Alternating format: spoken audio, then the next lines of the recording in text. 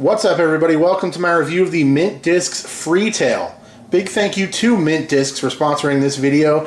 I appreciate their support. They hooked me up with a few of their newer releases to show off here on the channel. You can find a link in the description below to go and purchase one of these for yourself straight from Mint Discs. So thank you to them. Thank you to all of you guys for your continued support, watching the videos, all the subscribes. All of that stuff means a lot to me. If you like what I do, please consider subscribing to the channel for future content. And also, for as little as $2 a month, you can join the Disc Golf Nerd Patreon support team and have your name listed in the credits of all the videos, and also get some access to some exclusive content and other things that I have in the works for my Patreon members out there. I really appreciate everybody's support of the channel. And let's get into the review of the Freetail. So, really beautiful disc. I love the plastic on this thing. It feels great. It looks great. It's got ultra pearly look to it. It's very shiny as well, so it's a little bit hard to show you guys without too much glare off of my light. And you can see the building across the way and all kinds of stuff in the shine of this thing. It's a really, really shiny surface. Here is a little look at the stamp here. It's got a bat there, Freetail, and there's a small Mint Discs logo as well. No flight numbers or other information on this disc. Let's take a look at the bottom first before we get into that. It is marked 172 as per that weight sticker right there. And if this would focus, I can show you how this works. So it is in the Sublime plastic, which is marked SB right there. FT means Freetail, 01 for first run, and then 19 is for 2019, the date of manufacture. So they put that on all their discs so that you can track down the runs that you like, and you can know some more information about the run, the mold, the plastic, and all that without having to have it all like stamped in, you know, like on a hot stamp on the front. So they can kind of have cleaner looking discs like this and different types of designs and stuff, and they have all that information ready to go on the bottom. See if I back it up, maybe you can see a little bit more of how pearly and beautiful this thing is. It has some like rotational swirly patterns going on. Really, really good looking disc. So according to Mint, the flight numbers on this disc are 10, 5, -4, and 1. So it's a very understable disc. They did say on a couple of different occasions, correspondence that I had with them, that they're not super into the flight numbers thing. They think they're flawed, they think they're subjective, and they don't really like to rely on them. That's why they're not really stamped on their discs and stuff, and they kind of like to mark them different based on different plastics, and they have some awareness that depending on the plastic that's molded up in, the flight numbers might change. So Zach, that I was corresponding with, had told me that in certain runs of certain plastic types, the turn is closer to a 2.5 or a 3, but he thinks -4 is probably most representative of the mold overall. I would say based on our testing of this particular Sublime plastic Freetail 172, relatively flat, I would put the flight numbers somewhere around a -3, 1, even -3, 2. I don't think would be too out of line either. Not super flippy as you might expect based on our testing, and you'll get into some of the flight footage a little bit later on. So that's just another glimpse into how flight numbers are really not meant to be taken as like fact or anything like that. They're just a guideline to get you a decent idea. I know a lot of you newer players take them really seriously. Guys like me that have been around for a long period of time, maybe less so, because I remember when they weren't even a thing. You know, that was part of the deal when I first started out.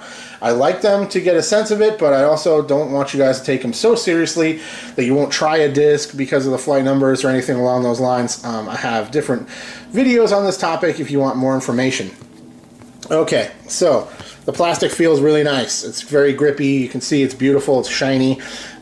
Maybe not the best color, just because like a, you know, grass green, I guess, is not necessarily my favorite, but we didn't have too much trouble spotting it out there in the field when throwing it.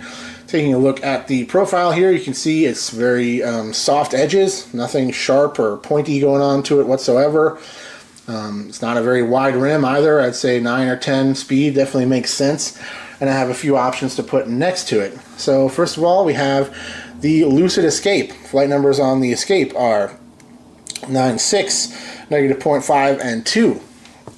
So similar speed, also has some understability to it, and good glide, good distance. especially for the speed. I think the average player can throw discs in this speed range very well, and I would definitely recommend checking that out, even for distance lines. There it is next to the Escape for a quick reference. And then also we have one of the more beautiful discs in my collection, which is the Glimmer Fury. Also a 9-speed disc that is understable, but in this plastic, it's every bit as stable as an Escape, if not more so. So much so that I actually don't even bag it, because I like the Fury for an understable mold, and I really don't need it in this type of flight characteristic, but just too beautiful to get rid of. I mean, such a gorgeous disc. And there it is next to the Freetail. So you can see the Freetail a little bit pointier than that, for sure. A little bit more rim than the Fury. All in all, I really like the feel of it. It's very grippy for premium plastic, especially. If you're not familiar, these are molded by MVP, so they have really high quality plastics and manufacturing. And yeah, great feeling disc in the hand, no issues whatsoever. Very nice grip, even fresh off the shelf in a premium plastic. So let's take a look at some flight footage for this thing. We noticed that very quickly it's got good glide, and it's a great hyzer flip disc. Me and James both love to throw hyzer flips. Started on that gentle hyzer, let it flip up, maybe move a little bit to the right and come back. But again, definitely a little bit more stable to our throwing style than you might expect based on the flight numbers that I listed and I put on the screen for you guys earlier on. This thing's not super flippy. It's not like something I can't control. That's for sure. Like, we were throwing it and getting good flights out of it. A couple of times James had it roll over more than he was expecting. One of those times it was definitely into some wind. We had some weird kind of swirly winds going on with that particular field day out there testing and filming. So we couldn't really nail it down in terms of how the wind was blowing at any given time, because there are times where we threw one direction, we turned, and we came back, and it seemed to be kind of shifting and stuff. So nothing consistent enough for me to really list in the video or anything for you to know. But there's definitely at least one time that James threw it and it turned over and got to the ground really fast, and that was definitely a wind issue. But I'm going to put it in there anyway so you can see what happens. Definitely a better disc for tailwind, low wind conditions, more finesse shots. I think a lot of players, especially in the other plastic types that are more understable, really like this disc for rollers and easy turnovers. You'll see me throw a roller with it at some point. Very easy to get down on that roller. Very easy to get it to hold a turnover if you needed to. But there's times where I tried to throw it turned over and I got the nose up a little bit too high, and you can see it started to ride over and still kind of came back out. So it's not so crazy flippy that you can't throw it and control it. In fact, I really like this thing for kind of accurate straight lines with a little bit of fade when they started to slow down, or thrown on hyzer, it would flip up some and then kind of settle into that hyzer line and end up finishing out. And sometimes an understable disc is nice for certain hyzer shots where you want them to push, because rather than just dropping out like a beefy overstable disc just drops and falls out, this thing will keep pushing on that hyzer angle and kind of fight around the corner, or just keep floating to the left a little bit farther than something that just wants to get to the ground like a Firebird or something along those lines. So all in all, great disc. We definitely enjoyed testing it. Good hyzer flip disc. Would be a great option if you're a newer player with lower arm speed, looking for something that's easy to get it to turn, easy to throw hyzer flips with. You can roll with it, easy as well. Definitely a great out-of-the-box roller. And I know that I've heard in a little bit of investigation that I've done on this disc that people really like it as a out-of-the-box flippy disc for rollers and stuff. So definitely something to look into for that. That is my review on the Mint Discs Freetail. I got one more Mint disc in the collection that I'll be reviewing relatively soon, so stay tuned for that. Thank you once again to everybody for their continued support. Thank you to Mint Discs for sending me this thing to test and review.